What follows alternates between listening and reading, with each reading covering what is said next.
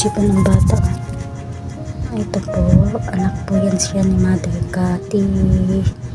Mga anak yan sila ni Mother Cat. Tapos yung isa naman makulit, si anak niya ni Mother Shadow. Kaso hindi na nagpapadidi si Mother Shadow, kaya kay Mother Cat siya na para dudo.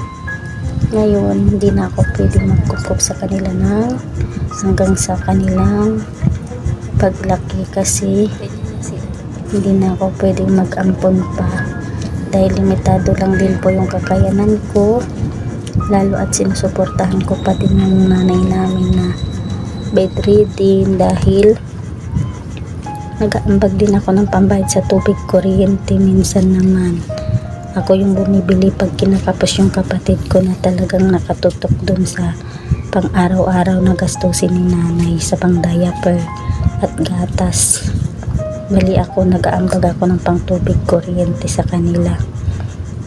Itong mga kuting na to, hinahayaan ko lang muna dito sa loob ng bahay kahit na lagi na akong may sermon, kasi hindi ko kaya silang tiisin na nasa labas lang.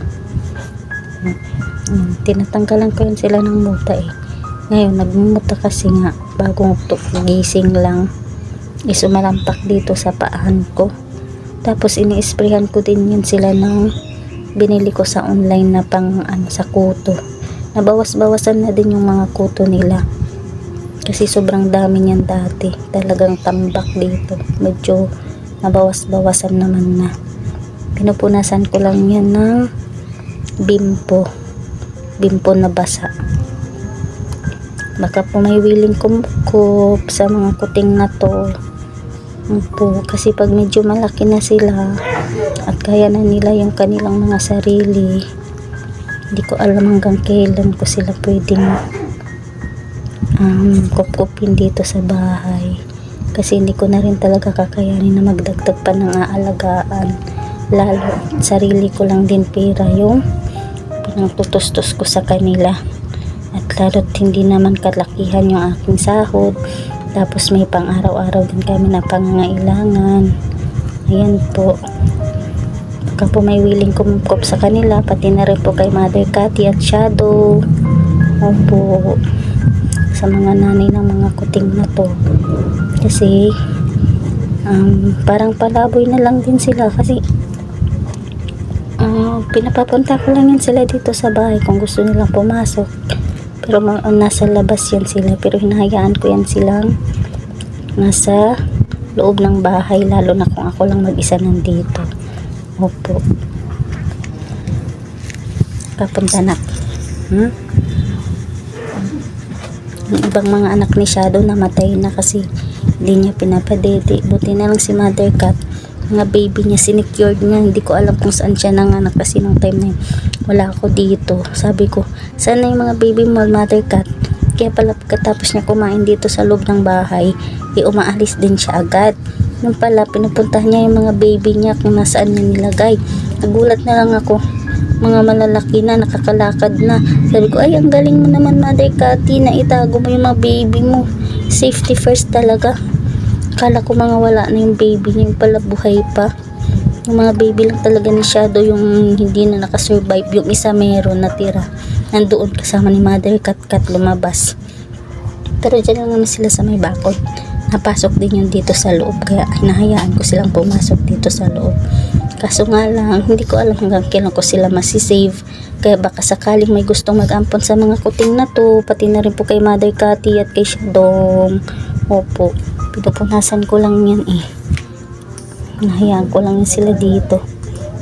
Pag mag-isa ako, malayang malaya yan sila.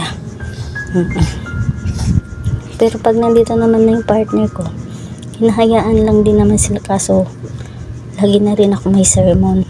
Lalo at sabi ko lang sa mga una kong alaga aalagaan ko lang sila hanggang sa maging kaya na nila yung sarili nila. Kaso hindi ko rin kinayang pabayaan, kaya ayun, hanggang ngayon nasa akin pa rin sila Putin, sila Rabbit, si Kali, si Kalo, tsaka si Kala. Kasi ang sabi ko, alagaan ko lang sila hanggang sa lumaki-laki, tapos hayaan ko na sa labas. Ngayon hindi ko kaya, kaso nga lang po Ayaw na rin ng may-ari ng bahay na may mga alagang pusa. Dahil nga po nagrereklamo din yung mga kapitbahay namin. Kaya kahit puro sermon ang abot ko, tinitiis ko lang yun kahit na mabigat sa loob ko. Tinitiis ko yung mga sermon sa akin. Opo, hinahayaan ko na lang. Pero siyempre, aminado ako na limitado lang din yung kakayanan ko. Kaya pasensya na kung sakali man po na medyo malaki na sila at kaya na nila yung sarili nila na hindi ko sila makukup ng tuluyan. Kaya baka sakali po meron pong gustong mag-adapt sa kanila, baka pwede po sa inyo na lang po sila. Tulungan nyo na lang po ako na ma-survive sila. Sorry, hanggat maaari, ano lang talaga, aapunin ko to sila lahat. Kaso hindi pwede, nangungupahan lang ako eh. Nangungupahan lang kami. Hinihingal na ako guys. Hinihingal na ako magsalita. Pupunasan ko yung muta nito.